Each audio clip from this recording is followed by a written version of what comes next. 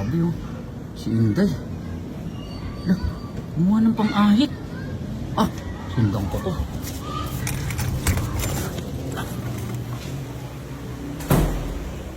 Ano pumunta?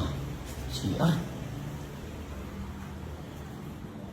CR pumunta. Hoy! Hoy! Anong ginagawa mo? Sir, ba't nandiyan ka? Hindi ka man lang pumatok, sir eh. Grabe ka, Ano Inday! kasi, sir?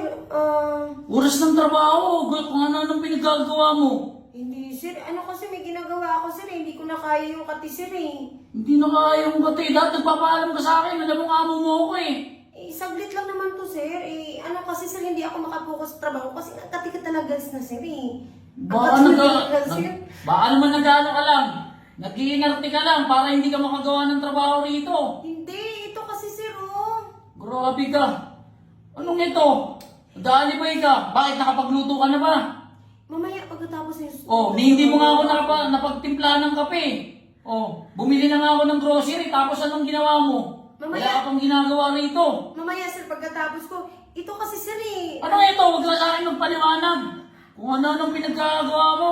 Ano Oh. kasi, sir? Ay, ang ginagawa yan, kapag ka-oras ng paligo, ha? Hindi. Wala ka pa kang ginagawa, hindi ka pa nakakapagsaing, hindi ka pa nakakapagluto ng ulam. Hindi pa O, matapos. papasok pa si ma'am mo sa opisina. O, pinunta kita doon sa kwarto mo, ang aga-aga mo nagising, tapos wala ka namang ginawa. Hindi mo nga nahugasan dyan yung sasakyan ko. Di ba sabi ko sa'yo, car-wash mo yun?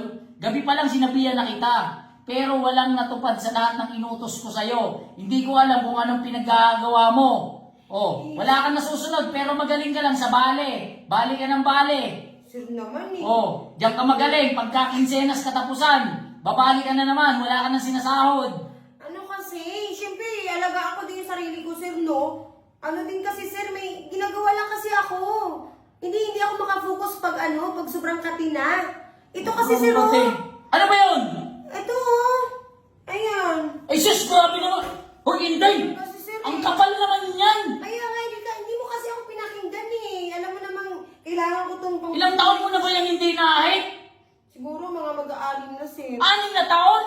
Ay, grabe ka naman, Inday. Hindi ba nagre-reklamo si Dudong yan? Ha? Ganyan ka? Kaya kailangan ko hingayin kasi sobrang katinga, sir. Sa tiyok ko, magpabunot ka. Grabe ka, parang hindi nakakayanin ng pangahit yan.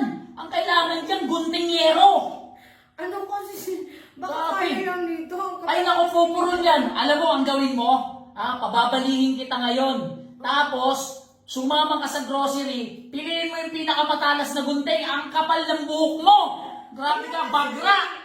Grabe. Ay, naku. Ano sinasabi kanina eh. Ay, naku, hindi ko maintindihan. Sige na, sir. Bilisan mo, ipagtimpla mo ako ng kape.